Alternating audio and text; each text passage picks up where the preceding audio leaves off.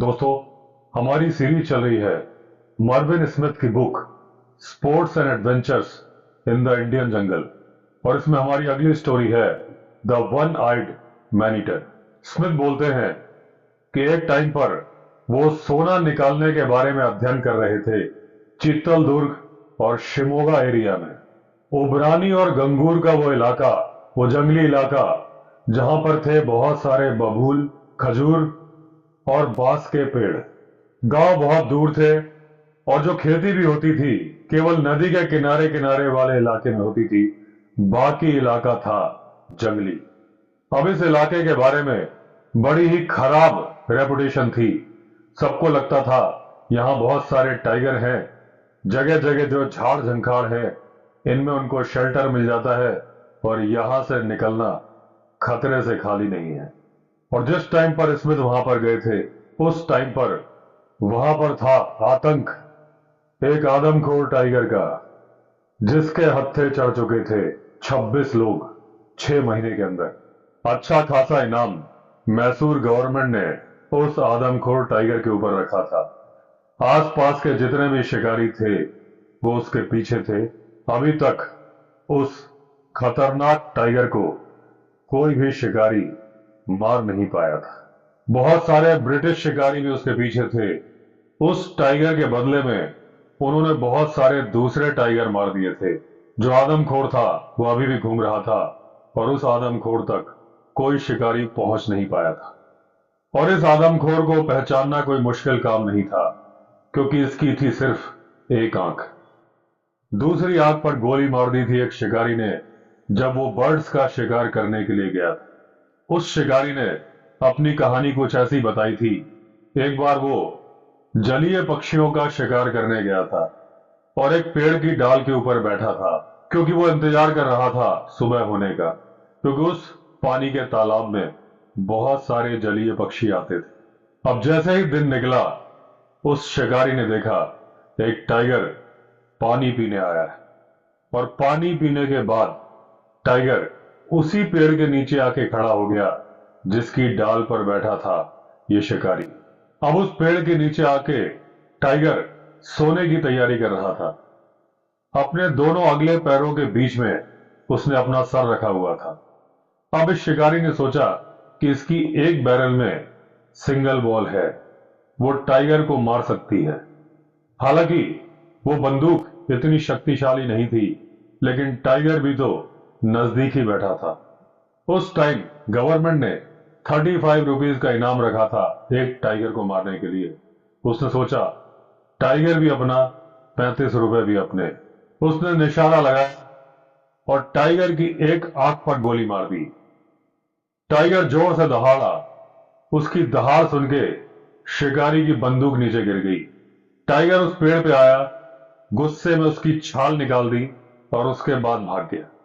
वो आदमी डर के मारे पेड़ से नीचे नहीं उतरा। जब अच्छी खासी धूप आ गई और उसे लगा टाइगर आसपास नहीं है, वो जल्दी जल्दी उतरा और जल्दी जल्दी निकल लिया गांव की तरफ, क्योंकि उसे मालूम था घायल टाइगर जंगल में है और वो घायल उसने ही किया था।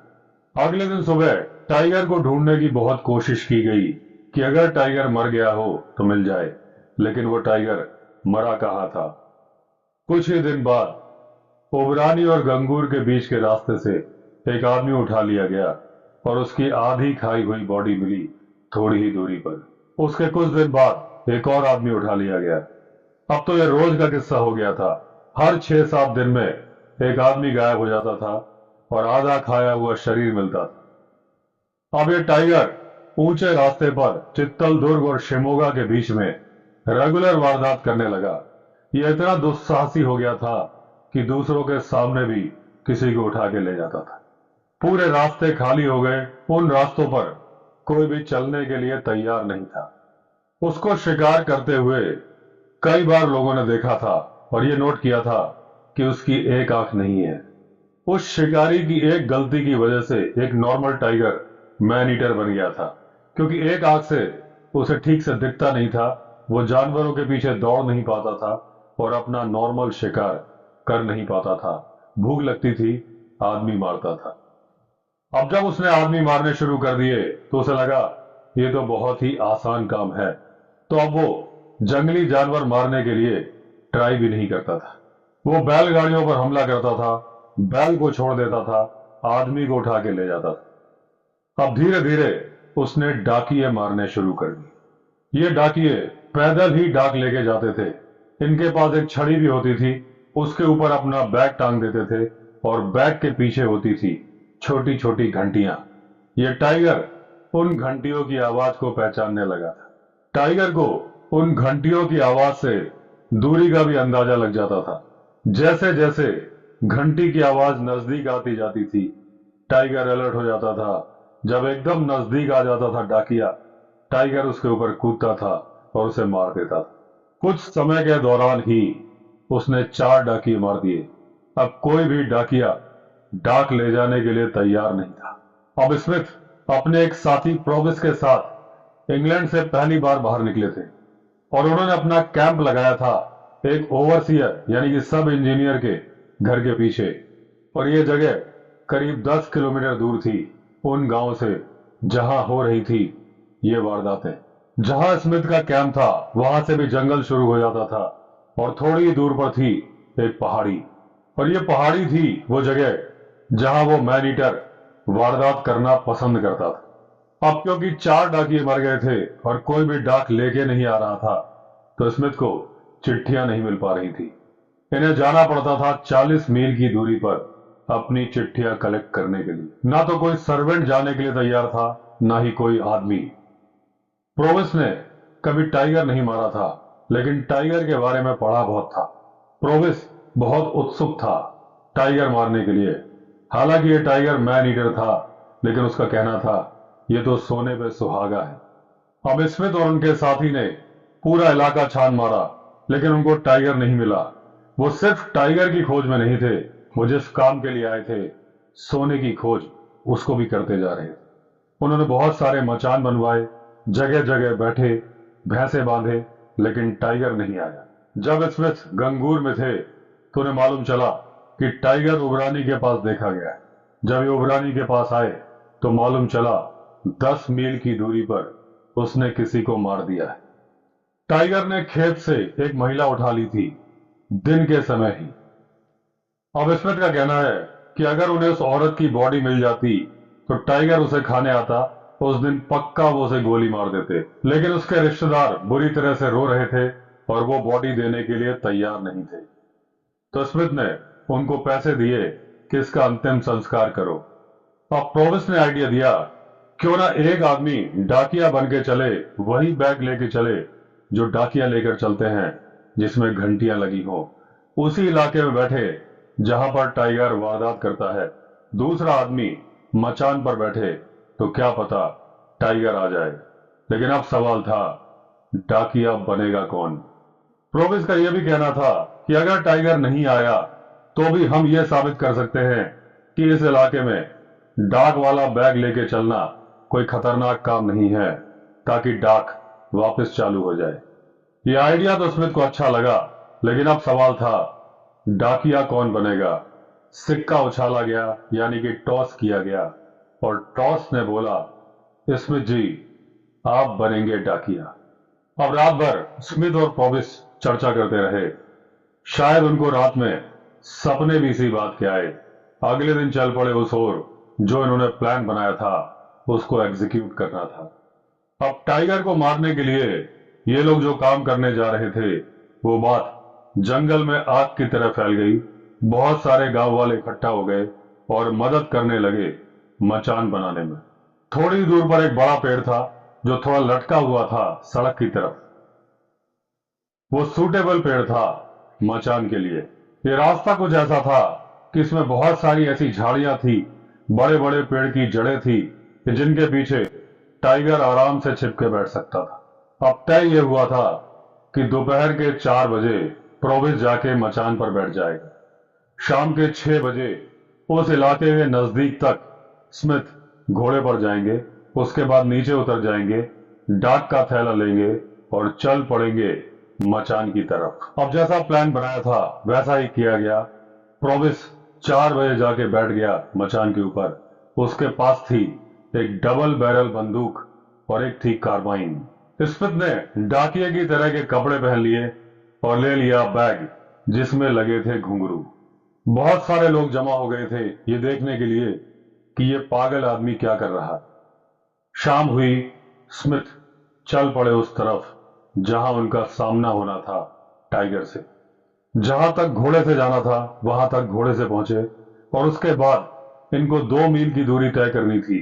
चंद्रमा भी निकल आया था तो इनको साफ साफ नजर आ रहा था। ये अपना बैग हिलाते हुए चल रहे थे ताकि घुंघरुओं या घंटियों की आवाज आए। 2 मील में से जो पहला मील था वो काफी खुला इलाका था, वहां टाइगर के छिपने की कोई जगह नहीं थी।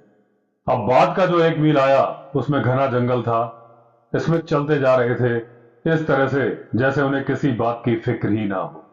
लेकिन जब घने जंगल में आ गए तो स्मिथ ने सोचा कि अगर टाइगर ने मुझ पर हमला कर दिया तो मैं क्या करूंगा। मेरे पास तो बंदूक भी नहीं है, केवल एक डंडा है। ये डंडा क्या करेगा टाइगर के सामने। अब स्मिथ के मन में ख्याल आने लगे कि मैं वापस लौट चलता हूं क्योंकि यहां बहुत खतरा है। लेकिन अगर वापस जाऊंगा तो वो जो उतनी भीड़ है उसको क्या बोलूंगा, और फिर प्रोविस को कैसे खबर करूंगा कि मैं वापस जा रहा हूं। अगर मैं चिल्ला के बोलता हूं तो टाइगर सुन लेगा, तो अगर वो मेरे पीछे नहीं आ रहा होगा तो भी आ जाएगा। अब एक बार स्मिथ ने पीछे मुड़ के देखा कि कितना इलाका तय कर लिया है। उनको बहुत ज्यादा डर लगा। वो डर के मारे तेजी से चलने लगे कि जल्दी से प्रोविस के पास पहुंचा जाए। अब ये तेजी के साथ चल रहे थे। घंटियां भी जोर जोर से बज रही थी, उतनी ही जोर से इनको सुनाई दे रही थी अपनी धड़कन की आवाज। इन्हें हर जगह लग रहा था कि यहां टाइगर है कि वहां। तभी इन्हें एक काला साया नजर आया। इन्हें लगा शायद एक टाइगर है और मेरे ऊपर हमला करने वाला है। अचानक से स्मिथ रुक गए और उनके रुकते ही टाइगर अलर्ट हो गया और वो कूद के भाग गया। वो पक्का टाइगर ही था क्योंकि दूर से जैकल की आवाज आई थी। और ये चलते चलते प्रोविस के पास पहुंच गए। प्रोविस चिल्लाया, बूढ़े आदमी, तुम कहां थे और क्या कर रहे थे? क्या तुमने टाइगर को देखा? स्मिथ ने आके चाय के 2-3 कप पिए, उसके बावजूद ये नॉर्मल नहीं हुए और उसके बाद ये लोग चल पड़े अपने कैंप की तरफ। कैंप में भी इनको लग रहा था कि टाइगर इनके पास आ रहा है। प्रोविस ने कहा, कल दोबारा ये सीन दोहराएंगे लेकिन अदला बदली करके। मैं बनूंगा डाकिया, तुम बैठना मचान पर। प्रोविस बिल्कुल डिटरमिन्ड था कि अगर उसको बोला जाता कि ऐसा मत करो तब भी वो यही करता। उसने कहा था, अगर तुम नहीं आओगे तो मैं अकेला जाऊंगा डाकिया बनके। और प्रोविस का कहना था कि मैं नहीं चाहता कि गांव वाले बोले कि ये छोटा अंग्रेज जो है ये डरपोक है। स्मिथ ने कहा कि अपने साथ एक बंदूक रख लो क्योंकि मेरे साथ बड़ा ही खराब एक्सपीरियंस हुआ है। लेकिन प्रोविस ने कहा, नहीं, मैं वैसे ही जाऊंगा जैसे तुम गए थे। शाम को 5 बजे स्मिथ जाके बैठ गए मचान के ऊपर। हर तरफ का मुआयना कर लिया, अपनी बंदूकें भी सेट कर दी। लेकिन जैसे ही मचान पर बैठे मच्छरों को मालूम चल गया कि स्मिथ जी आ गए हैं। मच्छरों ने उन्हें परेशान करना शुरू कर दिया। ये ज्यादा हिलडुल नहीं सकते थे क्योंकि बैठे थे टाइगर के इंतजार में। तो कभी अपने कान से कभी अपनी गर्दन से मच्छरों को भगाने की कोशिश कर रहे थे। तभी इनको घंटियों यानी घुंघरुओं की आवाज सुनाई देने लगी। ये बहुत ज्यादा अलर्ट हो गए। इन्हें लगा अगर प्रोविस को कुछ हो गया तो सारा दोषारोपण मेरे ऊपर ही होगा। और प्रोविस हर घंटी की आवाज के साथ इनके नजदीक आता जा रहा था। दूर से इनको प्रोविस दिखाई दे रहा था। अब उसने एक शॉर्टकट ले लिया था। अब प्रोविस केवल 200 गज की दूरी पर था। लेकिन तभी अचानक स्मिथ ने देखा एक काला साया उसके पीछे आ रहा है, टाइगर के जैसा। वो फिर झाड़ियों में चला गया। चांदनी रात में टाइगर साफ नजर आ रहा था। उसका बड़ा चेहरा, उसका पीला शरीर, काली धारियां। वो धीरे धीरे घात लगा के चल रहा था और स्मिथ को साफ दिख गया था कि टाइगर प्रोविस के ऊपर घात लगाए है। अब स्मिथ ने सोचा, क्या मैं चिल्ला के प्रोविस को बताऊं कि पीछे टाइगर है? लेकिन अगर मैं चिल्लाया, प्रोविस रुक गया देखने के लिए, टाइगर अचानक से उस पर हमला कर देगा। और धीरे धीरे प्रोविस इस बात से अनजान था, मस्तानी चाल में चल रहा था और स्मिथ को डर लग रहा था कि अगले ही पल उनका दोस्त टाइगर के जबड़ों में होगा। अब स्मिथ को भरोसा था अपनी कार्बाइन पर। इन्होंने निशाना लिया। दूरी थी करीब 100 गज की। लेकिन स्मिथ बोलते हैं कि जो लोग टाइगर की शूटिंग करते हैं उन्हें मालूम है कि टाइगर पर उस वक्त निशाना लगाना कितना मुश्किल होता है जब वो सिमट के बैठा होता है घात लगा के अपने शिकार पर उछलने के लिए। टाइगर जल्दी जल्दी अपने और प्रोविस के बीच में डिस्टेंस को कम कर रहा था। वो हमला करने की तैयारी में था और लग रहा था अब उछलेगा कि तब। अब स्मिथ ने निशाना लिया और जब उन्हें लगा कि टाइगर उनके निशाने पर है, उन्होंने गोली चला दी। गोली की आवाज सुन के प्रोविस जोर से चिल्लाया, ओल्ड मैन, ऐसा मत करो। और स्मिथ ने बोला कि तुम्हारी गोली मेरे कान से केवल 1 इंच की दूरी से गई है, इस तरह का मजाक मत करो। स्मिथ ने चिल्लाया कि जल्दी भागो, तुम्हारे पीछे टाइगर है। प्रोविस भागा। इन्होंने हाथ देके उसकी मदद करी मचान पर चढ़ने में। अब इन्होंने टाइगर को देखने की कोशिश की लेकिन नहीं मिला। स्मिथ को लग रहा था कि उन्होंने जो निशाना मारा है तो उससे टाइगर पक्का मर गया होगा और सुबह इनको देखने को मिलेगी उस मैन ईटर टाइगर की लाश। और वो प्रोविस जो मस्तानी चाल में चल रहा था अब डर के मारे कांप रहा था जब उसे मालूम चला कि सही में उसके पीछे टाइगर था। अब इन लोगों ने डिसाइड किया कि हम इस तरीके से मैन ईटर को कभी नहीं मारने जाएंगे। अब इन लोगों ने 3-4 फायर हवा में किए और जब देखा कि टाइगर की कोई आहट नहीं है, फिर ये नीचे उतरे उस जगह को देखने गए जहां इनको टाइगर दिखा था। अब ये वापस कैंप में चले गए और जब इन्होंने लोगों को बताया कि हमने टाइगर को मार दिया है, सुबह लाश मिल जाएगी, तो इनका बहुत जोरदार स्वागत किया गया। सुबह ये वहां पर आए, इनकी गोली के निशान मिले, प्रोविस के जूतों के निशान मिले, लेकिन टाइगर के पगमार्क नहीं मिले। अब सवाल ये उठता है कि स्मिथ ने टाइगर देखा था कि अपने ख्यालों का टाइगर देखा था, या ये टाइगर से डरे हुए थे, इनके दिमाग में टाइगर ही चल रहा था। शायद कल्पना में इन्होंने टाइगर देखा था और वो टाइगर मरा नहीं था क्योंकि टाइगर ने सबूत दे दिया था इस बात का। 6 दिन बाद ही एक आदमी का सर, हाथ और पैर मिले, बाकी का शरीर टाइगर ने खा लिया था। जब उस आदमी के रिमेन्स मिले तो सबको मालूम चल गया कि इन्होंने टाइगर को मारा नहीं है। हालांकि ये टाइगर को मारना चाहते थे, लेकिन 4 महीनों के बाद एक लोकल शिकारी ने ही पान के खेत में उस एक आंख वाले आदमखोर को मार गिराया। और जब वो टाइगर मरा हुआ मिला तो इसमें कोई शक नहीं था कि ये वही टाइगर है, क्योंकि उसकी एक आंख गायब थी। लेकिन जब उसका शरीर चेक किया गया तो बहुत बड़े साइज का टाइगर था, स्किन भी बहुत ही शानदार थी। तो दोस्तों, इस तरह से हुआ खात्मा वन आइड मैन ईटर का और खत्म हुई ये कहानी। हमारी अगली कहानी में फिर मिलेंगे। अगर आपने चैनल सब्सक्राइब नहीं किया है तो चैनल सब्सक्राइब कर लीजिए। चलिए फिर मिलते हैं, तब तक के लिए all the best. Vande Mataram.